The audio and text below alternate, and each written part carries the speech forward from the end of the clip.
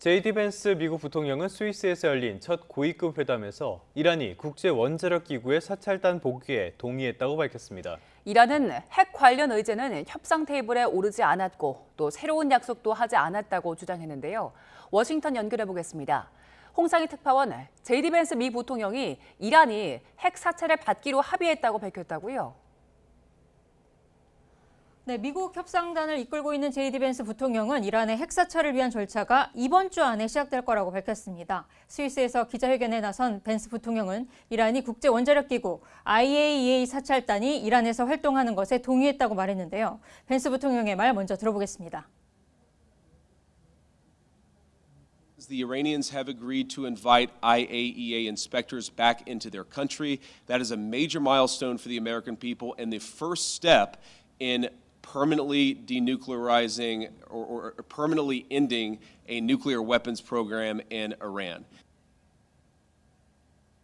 벤스 부통령은 모두 4가지의 과제를 달성했다고 밝혔는데요. IAEA의 이란 핵 사찰 재개와 호르무즈 해협을 계속 개방된 상태로 유지하기 위한 운영 체계, 레바논을 포함한 지역 내 충돌 방지 체계, 기술 협상을 위한 구조를 구축했다고 설명했습니다. 호르무즈 해협에서 문제가 발생하거나 이스라엘과 헤즈볼라의 갈등이 발생했을 때 이 상황이 악화되지 않도록 대화를 할 수 있는 체제를 구축했다는 건데요. 이 말도 들어보시죠. We set up the mechanism to ensure not only the Straits of Hormuz are open, but will stay open. We actually set up the right mechanism to ensure the regional ceasefire to manage the inevitable conflicts that will come up. We feel great about that. 트럼프 미 대통령도 트루스 소셜에 올린 글에서 이란이 앞으로 핵 투명성을 보장하기 위해 주요 무기 사찰에 동의할 거라고 밝혔습니다. 이란이 핵무기를 보유하지 않는다는 양해각서를 이행해야 한다는 압박과 함께 앞으로의 협상에서 이란의 핵 검증 체제 구축이 주요 의제가 될 거라는 점을 강조한 발언으로 보입니다. 네, 이란의 반응도 있습니까? 네, 이란 국영 IRNA 통신은 미국과의 협상에서 핵 문제와 관련해 어떠한 협상도 진행하지 않았고 새로운 약속도 수용하지 않았다고 보도했습니다. JD 벤스 부통령의 IAEA 사찰단 복귀 발표에 대해서도 이 새로운 내용은 아니라고 선을 그었는데요. 에스마일 바가의 이란 의무부 대변인은 의회의 승인과 최고 국가안보회의의 결정과 절차에 따라 IAEA와의 협력을 계속할 거라고 설명했습니다. 베냐민 네타냐후 이스라엘 총리는 오늘도 이스라엘군이 레바논에서 제한 없는 작전 권한을 가지고 있다며 철군하지 않겠다는 입장을 재확인했는데요. 들어보시죠.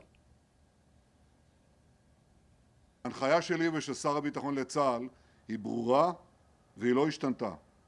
ללוחמים שלנו בדרום לבנון יש חופש פעולה מלא לסכל כל איום ישיר ומתהווה. 네, 종전 양해각서 타결 뒤 첫 고위급 협상이 있었는데 여기서 이란 핵 문제를 본격적으로 논의하지 못했다는 평가도 나온다고요? 네, 귀국길에 오른 JD 벤스 미 부통령은 매우 생산적인 지난 36시간이었다면서 만족감을 보였는데요. 미국 언론의 평가는 그리 후하지 않았습니다. 뉴욕타임스는 IAEA 사찰단이 이란에 복귀하기로 했지만 본질적인 이란 핵 문제 해법과는 거리가 멀다고 평가를 했습니다. 또 이란이 보유한 고농축 우라늄 처리 방안이나 농축 금지에 대해서는 논의가 이뤄지지 못했다고 지적했는데요. 워싱턴 포스트도 이 사찰단의 복귀가 오바마 전 행정부의 이란 핵 합의에 있었던 검증 조치가 복원된 수준이라고 지적했습니다. 트럼프 대통령이 일기 집권 당시 오바마 행정부의 핵 합의를 파기하면서 이란은 IAEA의 사찰을 제안해왔고 지난해 미국의 핵시설 폭격 이후엔 이 농축 우라늄에 대한 확인도 막아왔기 때문입니다. 악시오스는 미 정보당국이 핵 합의 최종 타결에 대해 회의적인 입장이라는 보도를 내기도 했습니다. 일각에서는 미국과 이란의 후속 협상이 60일을 넘어 차기 대통령이 취임할 2029년 1월까지 걸릴 가능성도 제기하고 있습니다. 지금까지 워싱턴에서 전해드렸습니다. 네, 벤스 부통령의 발언 하나 더 살펴보죠. JD 벤스 부통령은 이란 동결 자금이 해제되면 미국과 카타르가 승인권을 갖게 된다고 강조했습니다. 특히 중국이 수입하지 않은 미국산 대두를 이란이 동결 자금으로 수입하게 될 거라고 밝혔습니다. 뉴욕에서 이승윤 특파원입니다. 스위스 루체른에서 이란과의 종전 양해각서 체결 이후 첫 후속 협상을 마친 미국 측 협상단 수석 대표인 JD 벤스 부통령. MOU 이행에 따라 이란의 해외 자산이 동결에서 해제되면 미국과 카타르가 승인권을 갖게 된다고 강조했습니다. 동결 자금이 테러 지원에 쓰이지 않도록 트럼프 대통령의 맞사위 제러드 쿠슈너가 카타르와 해법을 마련했다는 겁니다. 특히 이란 동결 자금은 이란 국민을 위해 미국산 대두와 옥수수, 밀 구입에 쓰일 것이라며 전형적인 트럼프식 거래라고 설명했습니다. We actually asked the Qataris to help us set up the mechanism so that we can ensure that the money goes where we want it to go, and they agreed to do that. We have that's going to benefit American farmers and obviously benefit the people of Iran. 미중 정상회담 뒤에도 중국이 브라질산 대두만 사고 미국산 대두를 수입하지 않자 이란에 이를 떠넘긴 셈입니다. 대신 트럼프 행정부는 이란의 숨통을 조이던 원유 제재를 60일의 종전협상 기간에 한해 면제했습니다. 덕분에 이란은 대금을 달러화로 받을 수 있게 돼 외화 수급난을 진정시킬 수 있게 됐습니다. 이로써 지난 20년 동안 구축해온 이란 제재가 사실상 끝났다는 평가가 나옵니다. 다만 일부 유정을 폐쇄한 이란이 한시적 제재 면제로 당장 원유 수출을 얼마나 늘릴 수 있을지는 미지수입니다. 뉴욕 증시는 이보다는 이란 전쟁발 인플레이션에 따른 연방준비 제도의 금리 인상 가능성에 주목하며 혼조세를 보였습니다. 뱅크 오브 아메리카는 이란 전쟁으로 오른 물가를 잡기 위해 연준이 9월과 10월, 12월에 금리를 0.25%포인트씩 인상할 것으로 전망했습니다. 뉴욕에서 YTN 이승윤입니다. 파키스탄 외교부는 마수드 페제시키안 이란 대통령이 셰바즈 샤리프 파키스탄 총리의 초청으로 파키스탄을 국빈 방문한다고 밝혔습니다. 파키스탄 외교부는 페제시키안 이란 대통령이 이슬람 아마드를 방문해 아시프 알리 자르다리 대통령을 만나고 샤리프 총리와 정상회담을 가질 예정이라고 SNS를 통해 발표했습니다. 페제시키안 대통령의 파키스탄 방문은 이번이 두 번째인데요. 미국과 이란의 종전 양해각서 서명 이후 외교적 노력과 중동 정세 변화를 논의하는 중요한 기회가 될 것이라고 외교부는 설명했습니다.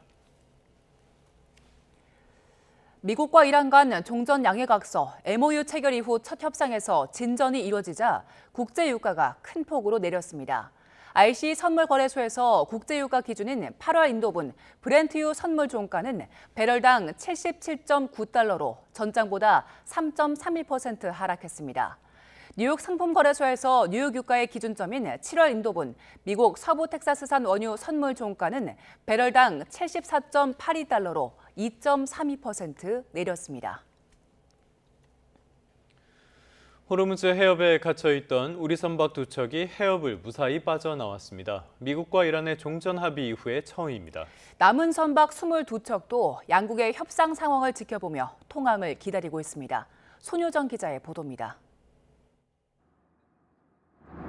지난 2월 말 미국과 이란의 전쟁이 터지면서 호르무즈 해협에 갇힌 우리 선박은 모두 26척. 이란 측과의 협의를 거쳐 H&M 소속 유조선과 SK해운의 액화 천연가스 운반선이 먼저 빠져나왔지만 24척은 여전히 해협에 남아 있었습니다. 이런 가운데 우리 선사가 운용하는 선박 2척이 추가로 해협을 통과했습니다.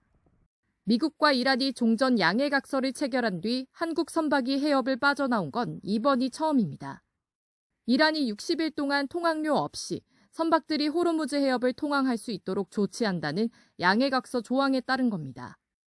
정부는 선박과 선원의 안전 등을 고려해 구체적인 정보는 공개하지 않았지만 두 선박에는 외국인 선원만 탑승했고 목적지도 한국이 아닌 것으로 확인됐습니다. 이에 따라 해협에 남아있는 우리 선박은 22척으로 줄었습니다. 우리 선사들은 이란 측에 희망 통항 날짜를 신청한 뒤 회신을 기다리고 있습니다. 남은 선박도 차례로 빠져나올 것으로 보이지만 정세가 시시각각 변하는 데다 대기 선박도 수백 척에 달해 구체적인 통항 시점은 여전히 불투명합니다. 호르무즈 해협 안에 있는 선박들이 한꺼번에 같은 날짜에 몰릴 수가 없다 보니까 현재로서는 언제 나올 수 있다라고 예측하기는 힘들고요. 현재 호르무즈 해협에 남은 한국인 선원은 모두 135명입니다. 해양수산부는 우리 선박의 안전한 통항을 위해 정보 제공과 실시간 모니터링 등 지원을 이어가고 있다고 밝혔습니다. YTN 손효정입니다.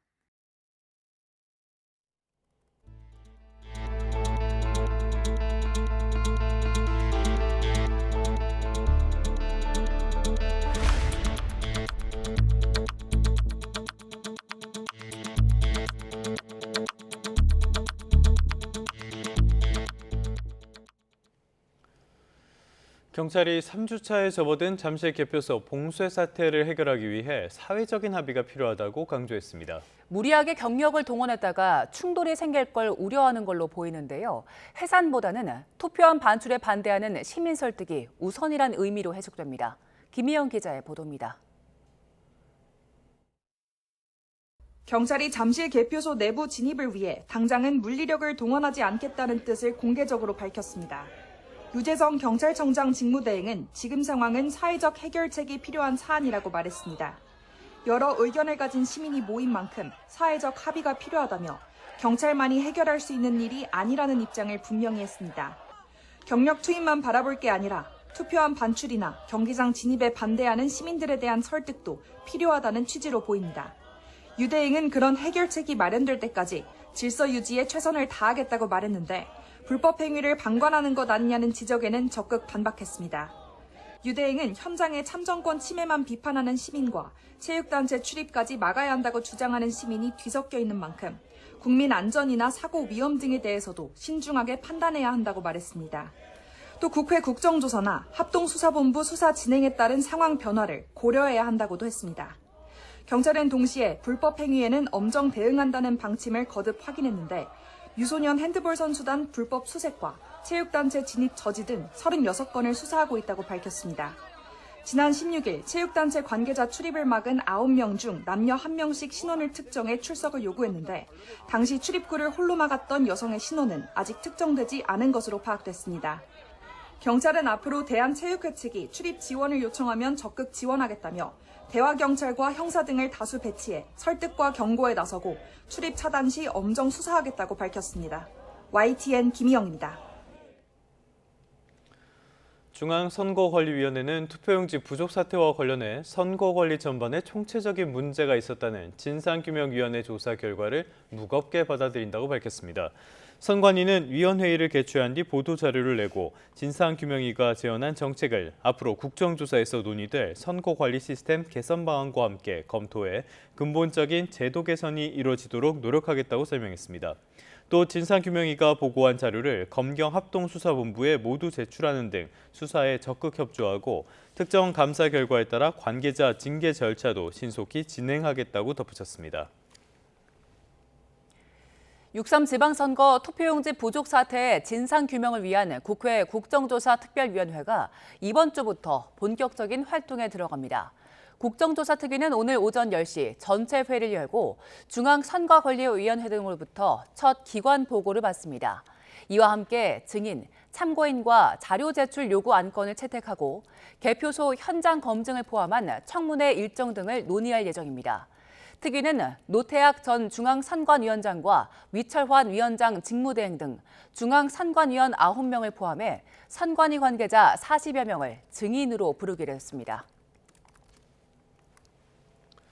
이재명 대통령의 국정수행에 대한 부정평가가 긍정평가보다 높다는 여론조사 결과가 나왔습니다.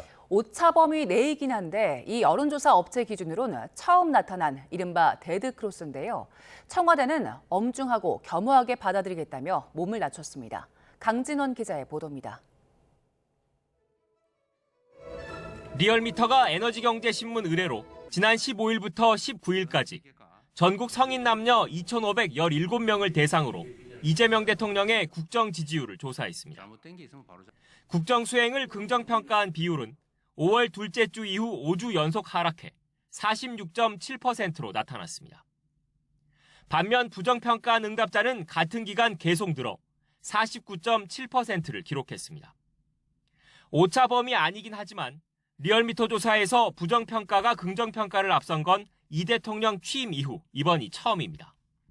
연령대별로는 50대의 지지율이 전주 대비 9.1%포인트 떨어져 낙폭이 가장 컸고 20대와 40대의 하락률도 각각 6.2%포인트와 5.5%포인트에 달했습니다.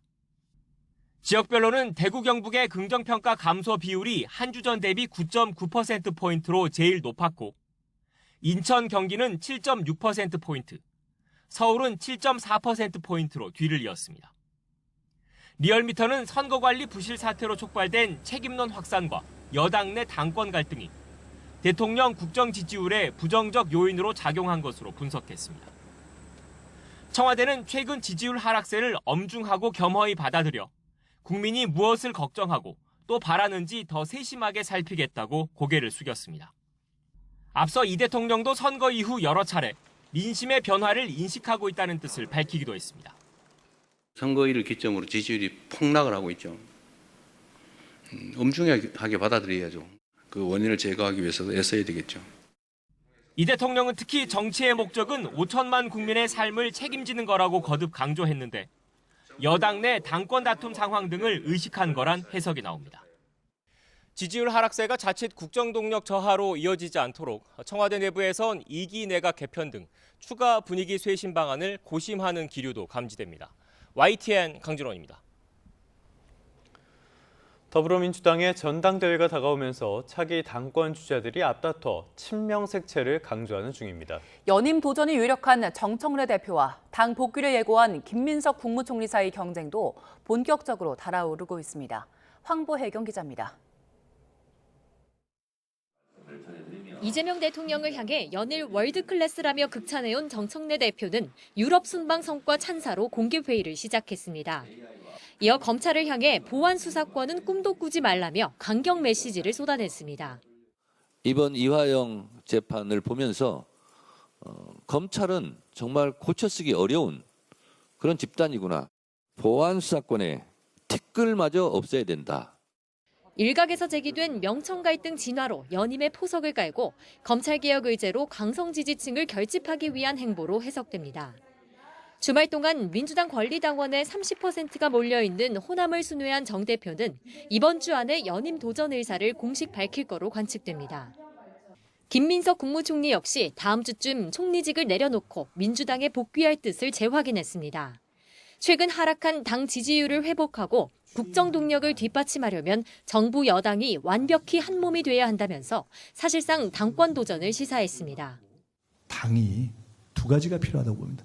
당정의 완벽한 이 일치와 협력, 선거 이전보다도 더 당이 이 대통령의 국정을 뒷받침하면서 또 다른 당권 주자인 송영길 의원은 정청래 대표 연임 문제를 두고 친청계와 거듭 공개 충돌하는 모습을 보였습니다.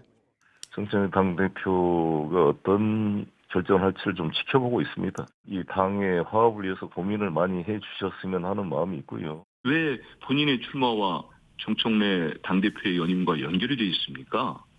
대단히 많이 우습다는 생각을 하시는 분들이 많을 것 같은데요. 당내에선 지지자들 사이에서 상대 진영을 비하하는 멸칭이 확산하는 데 대한 우려와 함께 당대표와 최고위원 후보가 짝을 지어 출마하는 이른바 줄 세우기 관행을 없애야 한다는 지적이 잇따랐습니다. 이번 주 정청래 대표 연임 도전 공식화를 시작으로 당권 주자들 사이 친명 경쟁도 가속화할 거로 보입니다. 다만 경쟁이 계파 대결과 진영 분열로 이어질 경우 당심 결집 효과와 별개로 정부 여당 지지율에 부담이 될 거란 우려도 동시에 나옵니다. YTN 황보혜경입니다. 입원했던 장동혁 대표의 당무 복귀가 임박하면서 당내의 논쟁도 다시 불붙고 있습니다. 특히 이번 지방선거에서 장 대표의 역할을 부각하며 자화자찬 논란이 일었던 당 사무처 보고서가 발표된 경위를 두고 잡음이 이어졌습니다. 박정현 기자입니다. 병상에 있는 장동혁 대표를 대신해 최고위원회의를 주재한 정점식 원내대표의 첫마디는 우리가 잘한 게 아니다는 경고였습니다. 최근의 당 지지율 반등은 정권 견제와 보수 쇄신을 요구하는 국민의 명령이지 당내에서 공과를 두고 싸울 문제가 아니라는 겁니다. 여당의 승리도 야당의 승리도 아닌 현명한 국민의 승리였습니다. 뼈저린 성찰과 쇄신을 주문하셨습니다. 지방선거 때 장동혁 대표가 16개 시도를 아우르며 혼신을 다했다는 내용의 앞선 당 사무처 보고서에 대한 쓴소리도 이어졌습니다. 비공개 회의에선 해당 보고서를 겨냥해 절차상 문제를 제기하며 당이 장 대표의 사당이냐는 질타를 쏟아낸 거로 전해졌습니다. 정 원내대표는 앞서 주말 언론 인터뷰에서도 거친 논쟁이 내년 2월까지 이어질 수 있겠느냐며 상황 정리의 의지를 드러내기도 했습니다. 그간 장 대표 사퇴론이 빗발쳐도 거리를 두던 정 원내대표의 연이은 강도 높은 발언에 당내 투톱 사이 미묘한 기류 변화도 감지되는 가운데 입원 중인 장 대표는 이번 주 복귀를 목표로 하는 거로 알려졌습니다. 단식 여파와 선거운동 도중 누적된 피로로 예상보다 회복 상태가 더딘 거로 알려졌는데 건강 상태에 대한 정치적 해석을 경고하는 목소리도 이어졌습니다. 꾀병으로 입원을 했다라든지 이런 식의 평가와 분석을 하시는 분들이 많은데 자제해 주시기를 부탁을 드리겠습니다. 장 대표 측은 주요 당직자들의 사의 표명으로 불거진 당직 개편 가능성엔 아직 검토한 적이 없다고 선을 그었습니다. 장 대표가 복귀 뒤 당 안팎에서 분출하는 책임론과 쇄신 요구에 어떤 대답을 내놓을지에 따라 또 한 번 당도 요동칠 전망입니다. YTN 박정현입니다. 더불어민주당의 공세의 고리로 삼았던 이화영 전 평화부지사의 연어 술 파티 의혹은 법원에서 허위라는 판단을 받았습니다. 정치권에서는 그 후폭풍이 이어지고 있습니다. 여권은 이상한 판결이라며 검찰개혁 필요성을 강조했고 야권은 대국민 사기극이 드러났다며 이재명 대통령 공소취소 포기를 고리로 역공에 나섰습니다. 양동훈 기자입니다. 주말 동안 이화영 전 경기도 평화부지사 1심 판결을 두고 공방을 주고받은 여야. 새로운 안주가 시작되자마자 공개회의에서 이 주제를 두고 본격 격돌했습니다. 민주당은 법원이 연어 술 파티 의혹을 허위라고 판단한 데 대해 참 안타깝고 도저히 납득할 수 없는 판단이라고 반발했습니다. 아니, 교도관들이 분명히 얘기하지 않습니까? 증언하고 있지 않습니까? 다 이걸 조사를 했는데 그 조사 결과는 왜 반영이 안 되는 거죠, 판결에? 검찰에서 술 파티가 있었다는 감찰 결과를 법원에 제출하지 않아 이런 판결이 나왔다며 이를 보안 수사권 완전 폐지와 연결지어 검찰을 고쳐쓰기 어려운 집단으로 규정해 반드시 개혁이 필요하다고 목소리를 높였습니다. 티끌만한 수사권이라도 남겨둘 경우 정적 제거, 표적사와 조작 기소에 얼마든지 악용될 수 있습니다. 반면 국민의힘은 대국민 사기극이 밝혀졌다며 민주당과 이재명 대통령을 향해 화살을 돌렸습니다. 결과는 유죄지만 실질은 무죄다. 이게 도대체 무슨 얘기입니까? 또 다른 대국민 사기라고 저는 생각을 합니다. 또 연어 술 파티 의혹은 이 대통령 공소 취소로 나아가기 위해 쌓아올린 거짓의 탑에 불과하다며 공소 취소 명분이 사라졌다고 여론전에 나섰습니다. 강력히 투쟁을 시작할 생각입니다. 독재 체제로 흐르지 않기 위해서 우리 열심히 하도록 하겠습니다. 개혁신당도 국민을 속인 범죄라면서 하야까지 언급하며 공세 수위를 높였습니다. 공소 취소 꿈도 꾸지 마십시오. 그 끝은 닉슨과 똑같은 하야뿐입니다. 이런 가운데 조국 혁신당은 홍익표 청와대 정무수석을 만나 민주당이 검찰개혁에 미온적인 것은 아닌지 한찬식 신임 민정수석이 적합한 인물인지 의문이라는 우려를 전달했습니다. 재헌절 이전에 검찰개혁 끝냅시다. 왜 이를 민주당 대표 선출 이후로 미룹니까? 그동안 검찰개혁과 내란 청산을 두고 한 목소리를 낸 범여권이지만 속도와 방향에서 조금씩 견해 차이가 드러나고 있습니다. 반면 범야권에서는 공소 취소를 막겠다며 공동 대응 방향을 논의하고 있어 앞으로의 전국 대치 전선이 어떻게 형성될지 관심입니다. YTN 양동훈입니다. 12.3 비상계엄 사태에 가담한 혐의로 기소된 박성재 전 법무부 장관이 1심에서 징역 25년의 중형을 선고받고 법정 구속됐습니다. 서울중앙지방법원은 내란 중요임무 종사 등의 혐의로 재판에 넘겨진 박 전 장관에게 징역 25년을 선고했습니다. 이는 앞서 특검이 구형한 징역 20년보다 더 무거운 형량인데요. 재판부는 박 전 장관에게 증거 인멸의 우려가 있다며 법정 구속도 결정했습니다. 재판부는 박 전 장관이 계엄의 국헌문란 목적과 위법성을 알면서도 윤 전 대통령의 지시를 따랐다고 판단했습니다. 이번에도 특검 구형보다 높은 형을 선고한 이진관 부장판사는 민주주의를 뿌리째 흔들려 했지만 반성하지 않는다고 박 전 장관을 강하게 질타했습니다. 수사 초기 무죄를 자신했던 박 전 장관은 징역 25년 중형을 선고받고 구치소로 향했습니다. 권준수 기자의 보도입니다. 서울중앙지법 이진관 부장판사의 판단은 이번에도 엄격했습니다. 앞서 한덕수 전 국무총리에게 구형량보다 무거운 형을 선고한 데 이어 박성재 전 장관에게도 특검의 구형량인 20년을 뛰어넘는 징역 25년을 선고했습니다. 재판부는 박 전 장관의 죄책이 가볍지 않다고 지적했습니다. 헌법 수호의 책무를 지닌 법무부 장관으로서 그 의무를 저버린 채 국민의 기본권과 민주주의 질서를 심각하게 훼손한 내란 범행에 가담했다는 겁니다. 박성재 회의로 인해 대한민국은 자칫하면 국민의 기본권과 자유민주적 기본질서가 유린당했던 어두운 과거를 회개하여 독재 정치라는 수렁에서 장기간 헤어나오지 못할 뻔하였습니다. 중형이 선고된 결정적 사유는 재판 과정에서 보여준 박 전 장관의 불성실한 태도였습니다.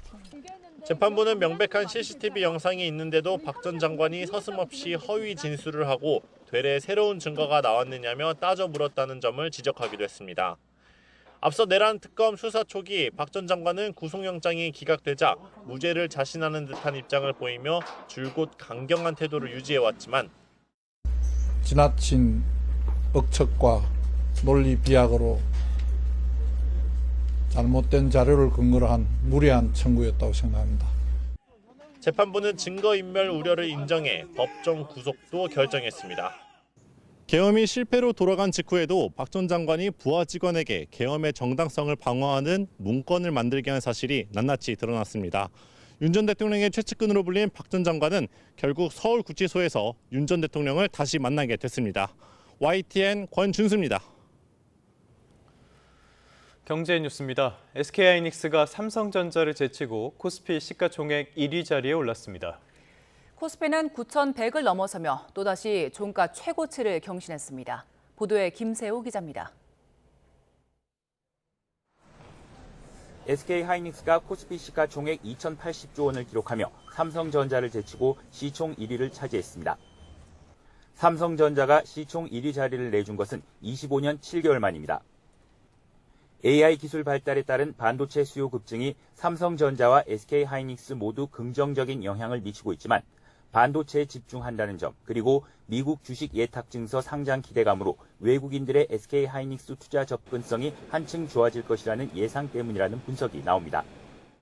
SK하이닉스의 주식을 미국의 예탁 증서 형태로 상장을 시키겠다라는 얘기고요.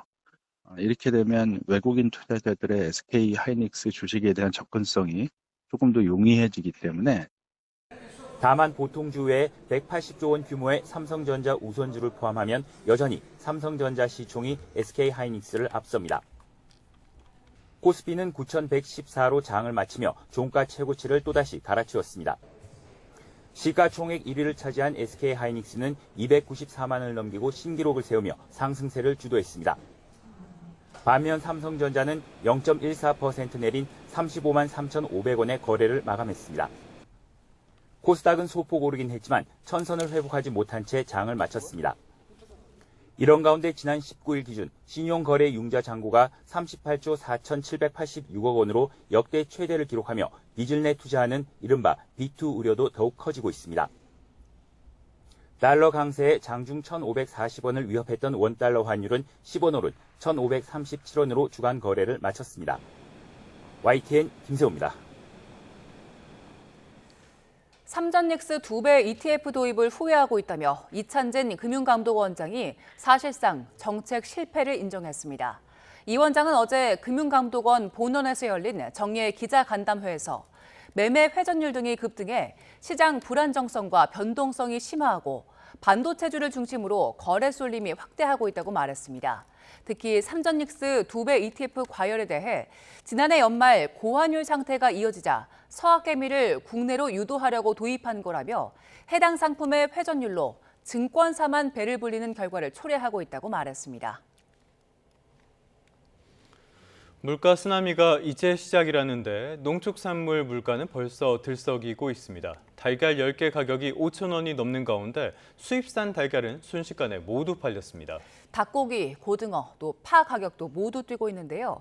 고유가의 고환율, 고온까지 물가를 올릴 걸로 보입니다. 이승은 기자의 보도입니다. 30개들이 한 판에 5,000원대라는 미국산 달걀. 찾아볼 수가 없습니다. 지난 주말 대형마트에 풀리자마자 동났습니다. 한 판에 6,000원대인 국산 할인 물량도 금방 매진입니다. 이번 달 들어 21일까지 달걀 전국 평균 소매가는 특란 10개 기준 5,222원으로 1년 전보다 39% 올랐습니다. 특란 10개 월 평균 소비자 가격이 5,000원을 넘은 건 처음입니다. 정부 할인 지원 제품이 속한 30개들이 평균 가격은 7,465원으로 6.5% 올랐습니다. 서민이 제일 편하게 먹은 게 계란인데 부침개 할 때 3개 넣을 걸 2개 넣고 또 두부로 대체를 저는 많이 합니다. 조류 인플루엔자 영향과 일찍 찾아온 무더위에 수요가 몰리면서 닭고기 가격도 껑충 뛰었습니다. 이번 달 육개 전국 평균 소비자 가격은 1kg에 6,650원으로 1년 전에 비해 19% 올랐습니다. 이대로 가면 복날 삼계탕 값도 더 오르게 생겼습니다. 작년에 비하면 가격이 많이 오른 것 같아요. 작년에는 한 14,000원, 5,000원 선에서 지금 보통 19,000원에서 2만 원 선, 또 22,000원까지 있고. 고등어 등 수산물은 정부 할인 지원이 없으면 손이 가지 않을 정도입니다. 대파가 18% 오르는 등 고유가 충격 속에서도 상대적으로 안정적이었던 농산물 가격이 심상치 않습니다. 6월부터 기온이 30도를 넘나들고 있는 가운데 올여름 날씨는 더 덥고 비도 잦을 것으로 예보됐습니다. 정부는 일단 3분기 전기요금 동결에 이어 수입 부분에 대한 조치와 비축 물량 방출, 할인 지원 정책 등을 쓰고 있습니다. 하지만 고유가가 석유 제품을 넘어서 상품값 등 생활비 전반에 영향을 미치는 후유증이 남은 데다 고환율도 계속돼 물가 관리에 비상이 걸렸습니다. YTN 이승은입니다. 오늘의 주요 경제 일정입니다. 수출 호조와 주가 상승으로 경기에 대한 낙관적 인식이 확산하면서 이달의 소비자 심리 지수가 106.6으로 지난달보다 0.5포인트 올랐습니다. 주택가격 전망은 서울을 중심으로 아파트 매매 가격 오름폭이 확대되면서 8포인트 올랐고요. 기준금리 인상 기대와 시장금리 상승으로 금리 수준 전망은 12포인트나 상승했습니다. SK에너지가 생계형 운수사업자의 연료비 부담 완화를 위해 오늘부터 석유 최고 가격제가 종료될 때까지 한시적으로 SK주유소 차량용 경유 가격을 리터당 50원 내립니다. SK에너지는 또 석유 최고 가격제가 끝나면 업계 최초로 주유소 공급 가격을 주 단위로 사전 고지해 사후정산을 폐지하기로 했습니다. 최저임금위원회가 오늘 내년도 최저임금 인상 수준을 논의합니다. 노동계는 지난 15일 내년도 최저임금을 올해 대비 16.3% 올린 12,000원으로 제한한 상태입니다. 농촌 고령화와 인력 부족 문제 앞에서 농업용 로봇과 드론이 대안으로 떠오르고 있는데요. 이를 위해 농식품부와 농촌진흥청 주도로 민관협력 농업로봇 연구협의체가 출범해 오늘 첫 회의를 엽니다. 오늘의 주요 경제 일정 살펴봤습니다. 오늘은 동풍이 산맥을 넘으며 서쪽 지방을 중심으로 더위가 나타나겠습니다. 현재 서울 기온은 21.1도로 예년 기온을 다소 웃돌고 있는데요. 한낮에는 30도까지 올라 어제보다 또 예년보다 조금 높겠습니다. 오늘 중서부 지방은 맑고 그 밖의 지역은 구름이 많이 끼겠습니다. 낮 동안에는 전국적으로 자외선이 매우 강하겠습니다. 한편 제주도는 계속해서 기압골의 영향을 받고 있는데요. 강한 바람과 함께 내일까지 최고 60mm의 비가 오겠고요. 남해안은 낮까지, 동해안은 밤까지 약한 비가 내리는 곳이 있겠습니다. 출근길 기온 보겠습니다. 현재 서울 기온은 21.1도, 청주 20.5도를 나타내고 있습니다. 한낮에는 서쪽 지방을 중심으로 어제보다 1도에서 5도가량 높겠고 동쪽 지방은 선선하겠는데요. 서울 30도, 광주 28도, 강릉 23도로 예상됩니다. 날씨였습니다.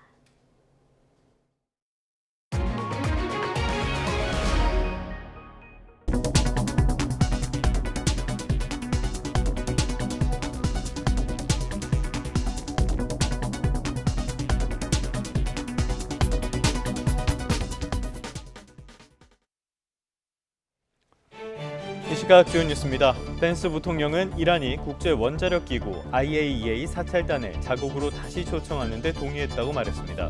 그러면서 이란의 핵무기 프로그램을 영구적으로 폐기하기 위한 첫걸음이라고 강조했습니다. 6.3 지방선거 투표용지 부족 사태의 진상규명을 위한 국회 국정조사 특별위원회가 본격적인 활동에 들어갑니다. 국정조사 특위는 오늘 전체 회의를 열고 중앙선거관리위원회 등으로부터 첫 기관 보고를 받습니다. 내란에 가담한 혐의를 받는 박성재 전 법무부 장관이 1심에서 징역 25년을 선고받고 법정 구속됐습니다. 다만 재판부는 김건희 씨 수사 관련 청탁금지법 위반 혐의에 대해서는 수사권 문제를 이유로 공소 기각했습니다. JTBC를 비롯해 기업 회생을 신청한 중앙그룹 5개사 대표들이 오늘 법원에 출석해 구체적인 채무 규모 등을 밝힙니다. 법원은 회생 절차 개시 대신 자율 구조조정 지원 프로그램 진행에 무게를 두고 있습니다. 네, 다시 주요 뉴스부터 살펴보겠습니다. 미국과 이란이 국제 핵 사찰단에 이란 내 활동 재개에 합의했다고 제이디 벤스 미국 부통령이 전했습니다. 벤스 부통령은 스위스 루체른에서 기자들과 만나 이란은 국제 원자력 기구 IAEA 사찰단을 자국으로 다시 초청하는 데 동의했다고 말했습니다. 그러면서 이건 미국 국민에게 중요한 사건이자 이란의 핵무기 프로그램을 영구적으로 비핵화하거나 영구적으로 종식하기 위한 첫걸음이라고 강조했습니다. 이란이 국제 원자력 기구 IAEA 핵 사찰단의 자국 내 활동 재개에 합의했다는 제이디 벤스 미 부통령의 발언과 관련해 이란 외무부가 절차에 따라 협력을 지속하겠다고 밝혔습니다. 에스마일 바가이 이란 외무부 대변인은 현지 시간 22일 이란 국영 IRNA 통신에 이란과 IAEA 간의 상호 협력은 이슬람 의회 승인과 최고 국가안보회의의 결정을 바탕으로 현행 절차에 따라 계속될 거라고 말했습니다. 다음 소식입니다. 6.3 지방선거 결과와 관련해 전국에서 접수된 소청이 690건으로 최종 집계됐습니다. 중앙선거관리위원회는 선거 이후에 중앙선관위에 275건, 시도선관위는 415건의 소청이 접수됐다고 밝혔습니다. 이는 지난 2022년 제8회 지방선거 당시에 제기된 소청 건수와 비교하면 15배 이상 늘어난 수치입니다. 이번 중앙선관위 접수 가운데 시도지사 소청은 127건으로 이 가운데 서울시장 선거 관련은 30건으로 나타났습니다. 6.3 지방선거에서 124표 차이로 당락이 갈린 충북 충주시장 선거와 관련해 재검표가 진행됩니다. 충청북도 선거관리위원회는 충주시장 선거에서 패한 더불어민주당 맹정섭 후보가 제기한 재검표의 요청을 받아들였다고 밝혔습니다. 앞서 맹 후보 측은 후보 간의 표차보다 무효표가 지나치게 많다는 이유 등으로 재검표를 요청했습니다. 충북도 선관위는 구체적인 일정과 방법 등은 아직 결정하지 않았다고 설명했습니다. 여야가 선거관리위원회 개혁을 위한 원포인트 개헌에 온도 차이를 보이고 있습니다. 하반기 국회 원구성을 둘러싼 여야 협상도 공전을 거듭하고 있는데요. 국회의장이 원구성 시한까지 정해서 조속한 합의를 촉구하고 나섰습니다. 김다연 기자입니다. 민주당 한병도 원내대표는 선거관리 시스템의 총체적 부실이 참정권 침해 참사로 이어졌다며 개헌 카드를 다시 꺼내들었습니다. 앞서 이재명 대통령이 중앙선관위 외부 감시를 위한 원포인트 개헌을 언급한 것에 공감하며 추진 의지를 드러낸 겁니다. 이재명 대통령께서 원포인트 개헌 가능성까지 언급한 까닭은 이번 사태를 철저히 국민 눈높이에서 다뤄야 한다는 뜻으로 여겨집니다. 하지만 국민의힘 생각은 다릅니다. 원포인트 개헌 논의가 블랙홀이 돼 야당이 주장하는 특검의 회피 수단으로 악용될 수 있는 데다 법 개정으로도 충분히 개혁안을 마련할 수 있다는 겁니다. 차라리 선관위 안에 여야가 추천하는 감사위원회를 상설 독립기구로 만들어 국회 보고 의무를 갖게 하자는 주장도 나왔습니다. 문제가 있을 때마다 정치적 필요에 따라서 헌법 개정을 악용하겠다는 저희가 깔려 있다고 의심할 수밖에 없습니다. 국회 국정조사특위가 본격 활동에 나선 가운데 여야가 선관위 개혁의 다른 방법론을 제시하며 일종의 수싸움을 하는 것으로 풀이됩니다. 하반기 국회 원구성 협상도 한치의 양보 없는 대치를 이어가고 있습니다. 여야 원내대표가 수차례 만났지만 서로 법사위원장 자리를 결코 양보할 수 없다는 뚜렷한 입장차만 거듭 확인했을 뿐입니다. 특히 민주당은 상임위를 의석수대로 11대 7로 나누거나 민주당 단독으로 결정하는 가능성까지 열어두고 있습니다. 발목 잡기, 시간 끌기에 대해서는 용인을 할 수 없고요. 저희 당 입장으로서는 법사위원장을 절대 양보를 할 수가 없다. 원구성과 관련해 조정식 국회의장이 오는 24일 정오까지 상임위 명단을 내라고 최후 통첩했지만 국민의힘의 반발 속 여야 협상은 여전히 안개 속입니다. YTN 김다현입니다. 내란에 가담한 혐의로 기소된 박성재 전 법무부 장관이 1심에서 특검 구형보다 무거운 징역 25년을 선고받고 법정 구속됐습니다. 재판부는 내란 혐의를 모두 유죄로 인정했습니다. 유서연 기자입니다. 박성재 전 법무부 장관에게 1심에서 구형량보다 5년 높은 징역 25년이 선고됐습니다. 박 전 장관이 비상계엄 선포 이후 합동수사본부 검사 파견 검토를 지시하고 교정시설의 수용 여력을 점검한 혐의가 모두 인정된다고 본 겁니다. 법무부 간부들에게 비상계엄을 정당화할 논리를 마련하라며 문건 작성을 지시한 부분 또한 유죄로 판단했습니다. 수사와 재판 과정에서 이어진 박 전 장관의 태도 또한 지적했습니다. CCTV 영상 등 객관적 증거가 있는데도 기억이 나지 않는다고 주장하고 진정한 반성도 하지 않고 있다며 강하게 질타했습니다. 그러면서 불구속 상태였던 박 전 장관을 증거인멸의 우려가 있다며 법정 구속했습니다. 이렇게 내란 혐의에 대해서는 무거운 판단을 내렸지만 재판부는 김건희 씨 수사 관련 박 전 장관의 청탁금지법 위반 혐의에 대해선 내란 특검에 수사권이 없다고 보고 공소를 기각했습니다. 안가 회동 관련 국회 위증 혐의로 함께 기소된 이완규 전 법제처장에 대해서도 같은 이유로 공소 기각을 선고했습니다. YTN 유서연입니다. 연어 술파티 의혹으로 국회에서 위증한 혐의로 기소된 이화영 전 평화부지사는 1심에서 유죄를 선고받았죠. 재판부는 진술의 일관성이 부족하다고 지적했는데요. 이 전 부지사 측은 선고 결과를 납득하기 어렵다며 곧바로 항소장을 제출했습니다. 이수빈 기자입니다. 이화영 전 경기도 평화부지사의 국회 위증 혐의를 유죄로 판단한 1심 재판부는 판결문에서 이 전 부지사의 진술의 신빙성이 떨어진다고 밝혔습니다. 증인들의 법정 진술은 서로 부합하고 이를 배척할 만한 사정이 없는 반면 피고인의 진술은 음주 장소와 음주량 등에 있어 일관되지 않는다고 지적했습니다. 이 전 부지사 측은 소주 4병을 생수병 3개에 옮겨 담는 이른바 병가리가 이뤄졌다며 쌍방울 법인카드 사용 내역을 증거로 제출하기도 했는데 재판부는 이것만으로는 실제 술이 제공됐다고 보기 어렵다고 판단했습니다. 이른바 연어 술파티의 실체를 인정할 증거가 부족하다고 본 겁니다.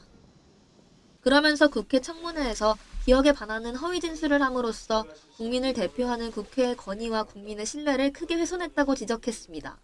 선고 직후 항소 의사를 밝힌 이 전 부지사 측은 다음 날 곧바로 항소장을 제출했습니다. 술이 발입된 사실이 없다는 것이 증명이 됐다. 그래서 피고인 이화영이 위증을 했다. 이건 도저히 납득이 안 돼요. 항소에서 꼭 다퉈볼 겁니다. 이 전 부지사 측은 수원지검에서 연어술 파티가 실제로 있었는데도 재판부가 인정하지 않았다며 이를 바로잡겠다고 밝혔습니다. 또 국민참여재판 배심원 7명 가운데 3명이 무죄 의견을 낸 만큼 검찰이 유죄를 합리적 의심 없이 입증했다고 보기도 어렵다고 강조했습니다. 이 전 부지사 측은 만약 혐의가 인정된다고 해도 징역 4개월의 실형은 지나치게 무겁다며 양형부당도 항소 이유로 들었습니다. 검찰은 판결문을 검토한 뒤 항소 기한인 다음 주 월요일까지 최종적으로 항소 여부를 결정할 것으로 보입니다. YTN 이수빈입니다. 정교유착 비리 의혹을 수사하는 검경합동수사본부가 신천지 이만희 총회장에 대한 신병 확보에 나섰습니다. 국민의힘 경선에 영향을 미칠 목적으로 신도들에게 당원 가입을 강제한 혐의를 받습니다. 박광렬 기자입니다. 신천지의 국민의힘 당원 집단 가입 의혹과 관련해 정교유착 합수본이 의혹의 정점, 이만희 신천지 총회장에 대한 구속영장을 청구했습니다. 지난 1월 6일 합수본 출범 이후 5개월 보름여 만입니다. 20대 대선과 22대 총선 등 주요 선거를 앞두고 윤석열 전 대통령 등을 지원하려 신도들의 국민의힘 입당을 강요했다는 게 의혹의 핵심입니다. 지파마다 필라테스 프로젝트 등의 이름으로 독려한 결과 5만 명 넘는 신도가 국민의힘 당원으로 가입했다는 게 합수본의 판단입니다. 정당법은 본인의 자유의사에 반하는 정당 가입을 금지하고 이를 어기면 2년 이하 징역 또는 200만 원 이하 벌금형을 규정했습니다. 합수본은 당원 가입 강요와 당비 대납 등 전반에 이 총회장 영향력이 있었다고 보고 있습니다. 당원 가입 행위로 국민의힘 선거 업무에 지장이 초래됐다고 보고 업무 방해 혐의도 함께 적용했습니다. 그간 신천지 본부와 국민의힘 당사 압수수색 등 수사를 이어온 합수본은 지난 4일 이 총회장을 피의자 신분으로 불러 7시간가량의 첫 조사를 진행했습니다. 교인들 국민의힘에 강제로 가입시키셨습니까? 국민의힘에 혐한 청탁한 적 있으십니까? 이후 신천지 2인자로 꼽히는 고동환 전 총무 등 이 총회장 핵심 측근 3명의 신병도 확보했습니다. 이 총회장 구속 여부는 이르면 이번 주 결정될 전망인데 95세라는 고령이 변수로 작용할 수 있다는 분석도 있습니다. 신병이 확보되면 정교유착 혐의는 물론 횡령, 조세포탈 등 기타 의혹 수사에도 속도가 붙을 거란 관측이 나옵니다. YTN 박광렬입니다. 5천 명의 개인정보와 창업 아이디어가 유출된 모두의 창업 정보 유출 사고가 다름 아닌 프로젝트에 참여한 AI 솔루션 지원업체의 소행으로 파악됐습니다. 정부는 창업 아이템 보호 대책을 발표하고 2기 모두의 창업 선발을 연기하기로 했는데요. 구멍난 정부의 보안 시스템이 도마 위에 올랐습니다. 박기원 기자의 보도입니다. 국가 창업 시대를 열겠다는 야심찬 포부로 시작된 중소벤처기업부의 모두의 창업 프로젝트. 내일이 창창한 창업 플랫폼 모두의 창업. 지금 지원하세요.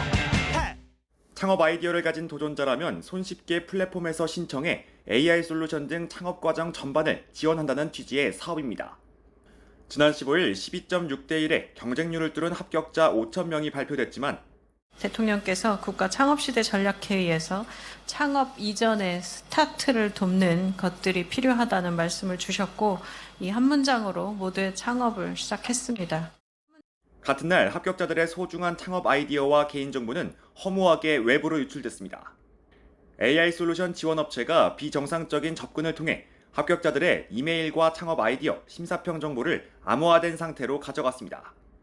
인공지능 도구를 활용해 관계자인 것처럼 정보를 빼갈 동안 보안 시스템은 작동하지 않았습니다. 정부가 유출 사실을 인지한 것도 외부 제보 덕이었는데 합격자들에게 정보 유출 사실을 알린 것은 68시간이나 더 지나서였습니다. 지난달에도 비공개 팀원 정보 8천여 건 등이 무단 노출됐지만 중기부는 이 사실조차 인지하지 못하는 등 허술한 관리 실태가 고스란히 드러났습니다. 정부를 향한 비판이 거세지자 국무총리 후보자로 지명된 한성숙 중소벤처기업부 장관은 고개 숙여 사과했습니다. 모두의 창업 플랫폼 개인정보 유출로 인해 걱정과 불편을 겪으신 이용자 여러분들께 진심으로 사과드립니다.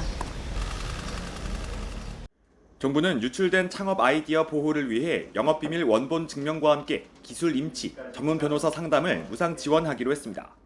도전자 개인 본인의 창업 아이디어임을 정부가 함께 입증해드리겠습니다. 200여 명의 지식재산, 특허, 전문 변호사들과의 1대1 밀착 상담을 또 2기 선발 일정도 연기하기로 했습니다. 모두의 창업 선발 과정 등에 대한 문제 제기도 나오면서 정부의 대표 창업 지원 사업 자체에 대한 비판 여론이 커지는 모양새입니다. YTN 박견입니다. 온라인 동영상 서비스 티빙의 개인정보 유출 최종 피해 규모는 1,953만 명으로 정부가 초기 발표한 잠정치보다 650만 명이 늘어난 걸로 드러났습니다. 이정헌 더불어민주당 의원실은 개인정보보호위원회와 과학기술정보통신부에서 관련 자료를 제출받았다며 이같이 밝혔습니다. 그러면서 유출 항목에는 이름과 아이디, 비밀번호 외에도 명의 도용 같은 금융범죄에 악용될 위험이 높은 연계 정보와 연계 인증 정보가 포함돼 2차 피해 우려가 심하다고 지적했습니다. 스타벅스 코리아가 창사 이후 처음으로 전국 모든 매장의 문을 일찍 닫고 전 직원 교육에 나섰습니다. 지난달 불거진 탱크데이 마케팅 논란에 대한 후속 조치인데 재발 방지 시스템 구축과 사회공헌 활동 확대 방안도 함께 내놨습니다. 오동건 기자의 보도입니다.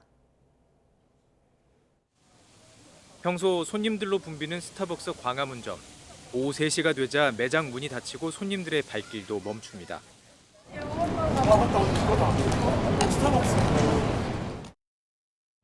저는 지금 광화문 인근의 또 다른 스타벅스 매장에 나와 있습니다. 오후 3시가 지나자 이렇게 문은 잠겨 있고 전 직원 교육을 위해서 문을 닫았다 이렇게 안내되어 있습니다. 지난달 텀블러 프로모션 과정에서 불거진 이른바 탱크데이 논란에 따른 조치입니다.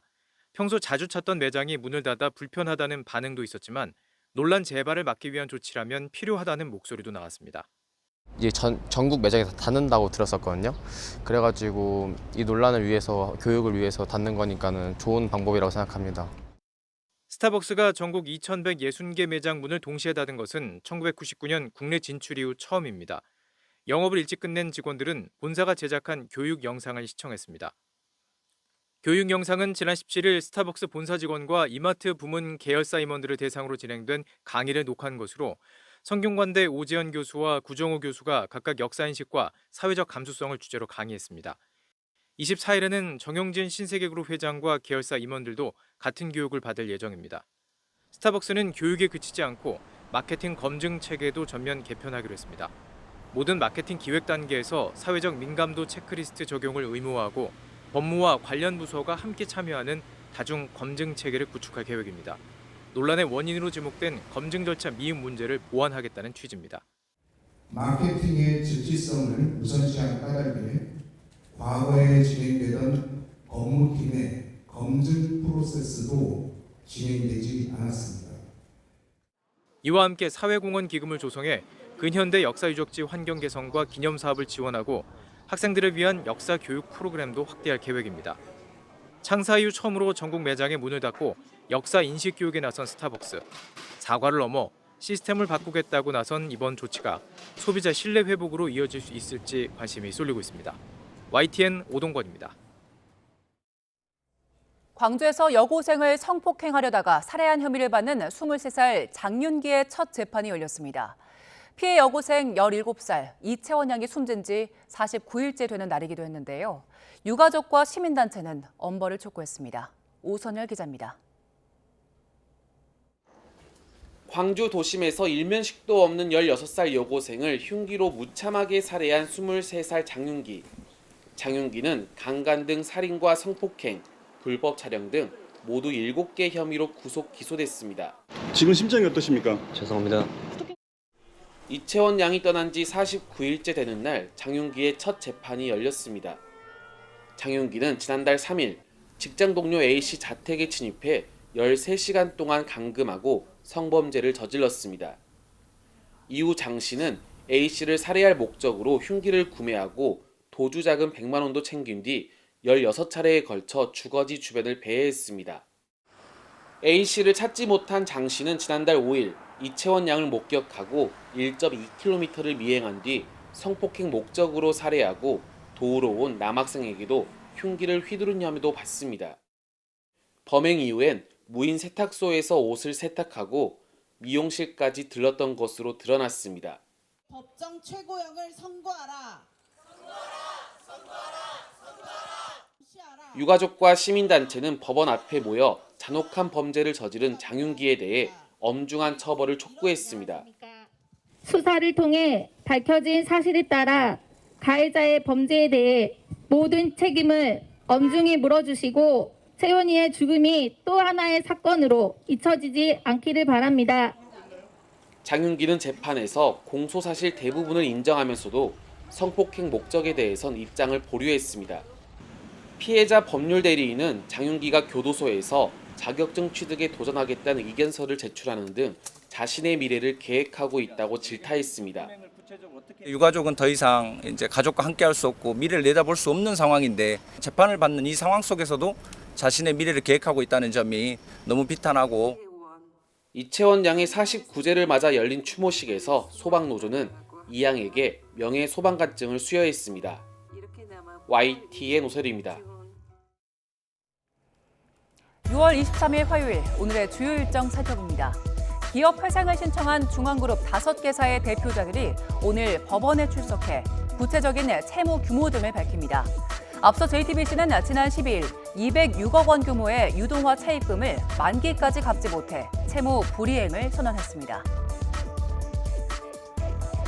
2차 종합특검팀이 윤석열 정부 당시 통일교 수사무마 의혹과 관련해 윤익은 전 경찰청장을 소환합니다. 윤 전 청장은 통일교 수뇌부가 미국 라스베이거스 카지노에서 600억 원대 원정 도박을 했다는 첩보를 입수하고도 수사를 무마하는 데 관여했다는 혐의를 받습니다. 이재명 대통령이 오늘 청와대에서 우리나라에 주재하는 각국 외교사절과 국제기구 대표들을 초청해 만찬을 가집니다. 이 대통령은 외교 성과를 공유하는 동시에 국정 2년차 실용 외교를 위한 핵심 방향을 제시하며 지지와 협력을 당부할 계획입니다. 지금까지 오늘의 주요 일정 살펴봤습니다.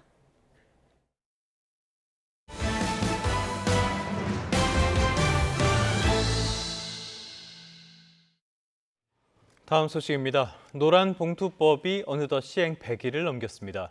정부는 폭발적인 교섭 요구 증가도 교섭단이 과도한 세분화도 나타나지 않았다면서 법이 안정적으로 자리 잡고 있다고 주장했습니다. 이문석 기자입니다. 지난 15일 중앙노동위원회는 하청급식업체 노동자에 대한 한화오션의 사용자성을 인정했습니다. 노후시설 개선 권한이 원청에 있다는 점에서 산업안전과 작업환경 의제에 한해 하청 노동자와 직접 대화하라고 판단한 겁니다. 노란봉투법이 가져온 변화에 경영계는 이른바 교섭 쓰나미가 현실이 됐다며 우려를 나타냈습니다. 실제로는 어떨까? 시행 100여일이 지난 현재 원청 439곳이 하청노조로부터 교섭 요구를 받은 거로 조사됐습니다. 다만 시행 첫 달 363곳이 교섭 요구를 접수한 뒤 4월 42곳, 5월 23군데로 추가 제기는 눈에 띄게 줄었습니다. 하청업체가 많은 기업의 경우 노란봉투법 때문에 1년 내내 교섭만 할 거라는 우려는 현실화됐을까? 지금까지 노동위원회가 교섭단위 분리를 결정한 곳은 신청이 들어온 29개 원청 중 12곳. 고용노동부는 분리된 12곳 원청의 최대 분리 사례가 3개라며 지나치게 세분화된 양상은 없었다고 밝혔습니다. 일각에서 우려했던 교섭 요구의 폭발적 증가나 교섭 단위의 과도한 쪼개기는 현실에서 나타나고 있지 않다, 이렇게 말씀드릴 수 있습니다. 그렇다고 교섭 요구와 교섭 단위 분리 신청 증가 가능성이 아예 사라진 건 아닙니다. 많은 하청 노조들이 앞서 교섭 요구 등을 제기한 비슷한 처지의 기업 상황과 노동위원회 판단을 지켜본 뒤 움직일 수 있다는 전망도 나오고 있습니다. YTN 이문석입니다. 서울시가 지하철 무임승차 연령을 70세로 높이는 방안을 본격화합니다. 여기서 아낀 재원으로 어르신들의 버스비 일부를 지원하겠다는 건데 대한노인회도 긍정적인 반응입니다. 양희력 기자의 보도입니다.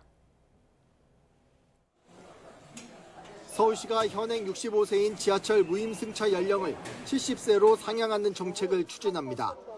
이를 통해 그동안 누적된 운송 적자를 축소하겠다는 겁니다. 대신 여기서 절감한 재원을 바탕으로 70세 이상 어르신들 버스비 일부를 지원할 방침입니다. 고령으로 갈수록 지하철 이용은 떨어지는 반면 버스 이용은 커지는 현실을 고려한 겁니다. 어르신들이 지하철은 무료 이용이 가능하지만 거주지가 지하철역과 가깝지 않은 경우 복지 혜택을 누리기 어렵다는 점도 한몫했습니다. 버스비 지원은 월 15회 미만 이용자를 대상으로 요금을 환급해주는 방식이 검토되고 있습니다. 고령일수록 병원하고 장보기 등의 일상생활을 위해 단거리 교통수단인 버스를 주로 이용하는데요. 그간의 교통복지가 지하철 위주로 제공되어 있어서 실제 어르신들의 교통복지 수요하고는 좀 괴리된 측면이 있었습니다. 대한노인회 서울시 연합회도 긍정적인 반응을 보이면서 공청회 제안 공문을 제출했습니다. 이에 따라 어르신과 전문가, 시민 등이 참여해 의견 수렴이 진행될 예정입니다. 이와 함께 서울시 의회에서도 고령층 대중교통 요금 지원을 버스로 확대하는 조례안이 본회의 의결을 앞두고 있습니다.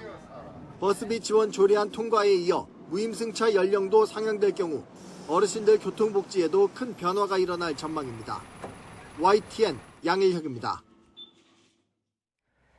북중미 월드컵 조별리그 최종전을 앞둔 축구 대표팀이 결전지인 멕시코 몬테레이에 입성했습니다. 홍명보 감독이 이끄는 축구 대표팀은 도착 2시간 전부터 팬들과 현지 교민 등 100명이 모인 가운데 멕시코 몬테레이의 한 호텔에 도착했습니다. 호텔 전광판에는 태극기와 한글 환영 메시지가 등장했고 현지 경찰이 호텔 주변을 경계했습니다. 간밤에 뉴욕 증시는 혼조 마감이었습니다. 다우는 소폭 올랐지만 S&P 500과 나스닥은 하락했는데요. 특히 나스닥은 1% 넘게 빠지면서 나홀로 급락세를 연출했습니다. 스페이스X를 비롯한 주요 기술주들이 부진했던 게 직접 영향을 미쳤습니다. 그래도 일단 시장은 미국과 이란의 협상 진행에 안도하는 분위기입니다. 트럼프 대통령은 이란이 핵 문제를 지속해서 검증할 체제를 수용하게 될 것이라고 주장했는데요. 이란은 의회 승인과 최고 국가안보회의의 결정에 따라서 국제원자력기구와의 상호 협력을 이어갈 것이라고 밝혔습니다. 온도 차이는 느껴지는데요. 일단 스콧 베선트 재무부 장관은 이란이 IAEA 재입국을 허용했다는 이유를 들어서 이란에 대한 원유 생산과 판매, 배송 관련 관련 제재를 60일 동안 면제한다고 밝혔습니다. 이런 소식에 국제유가는 2에서 3%가량 하락했습니다.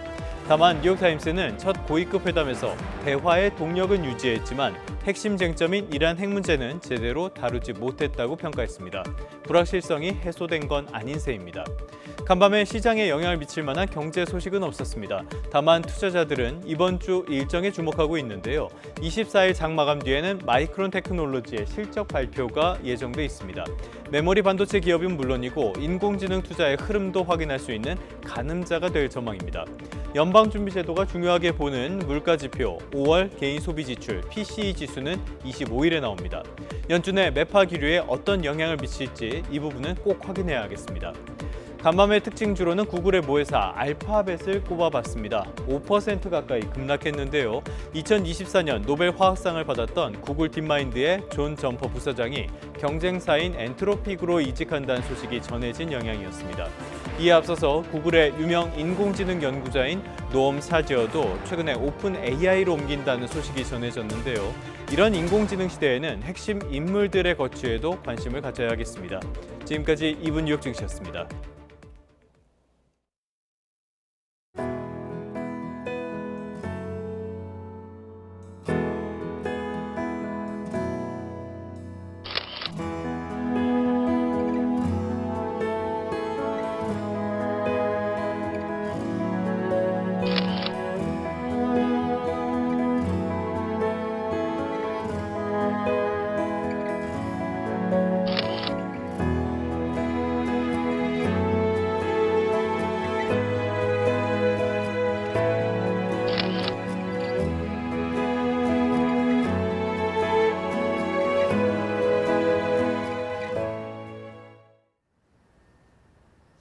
오늘은 서울 등 서쪽 지방을 중심으로 낮더위가 나타나겠습니다. 우선 현재 서울 기온은 20.9도로 어제 같은 시각과 비슷하게 시작하고 있는데요. 한낮에는 30도까지 올라 어제보다 또 예년보다 조금 더 높겠습니다. 오늘 중서부 지방은 맑고 그 밖의 지역은 구름만 많이 지나겠습니다. 낮 동안에는 내륙을 중심으로 자외선이 강하겠습니다. 한편 제주도는 계속해서 기압골의 영향을 받고 있는데요. 일부 지역에 강풍주의보가 내려진 가운데 내일까지 최고 60mm의 비가 더 오겠고요. 남해안은 오늘 낮까지, 부산, 울산과 동해안은 밤까지 약한 비가 내리는 곳이 있겠습니다. 출근길 기온 보겠습니다. 현재 서울 기온은 20.9도, 대구 18.7도를 나타내고 있습니다. 한낮에는 서울 30도, 광주 28도까지 오르는 등 서쪽 지방을 중심으로 어제보다 1도에서 5도가량 높겠고요.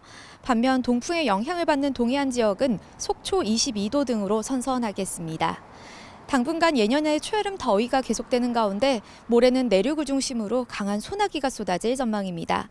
오늘까지 동해안을 중심으로는 너울성 파도가 높게 일겠습니다. 해안가 접근을 자제하는 등 안전사고에 각별히 유의하시기 바랍니다. 지금까지 YTN 원희다입니다. 뉴스타트 3부 잠시 뒤에 이어집니다.